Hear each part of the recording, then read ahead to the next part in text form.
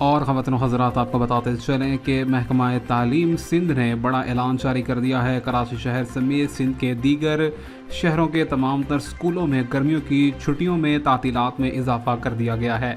بچوں کے لیے بڑی موجیں لگ گئی ہیں، چھٹیوں میں ہو گیا ہے اضافہ۔ سمر ہالیڈیز میں کتنا اضافہ کیا گیا ہے، اس سے متعلق تفصیلات بتائیں گے۔ دیکھنے والوں سے گزارش ہے ابھی چینل کو سبسکرائب کریں اور ساتھ میں گھنٹی کے بٹن پر بھی لازمی کلک کریں۔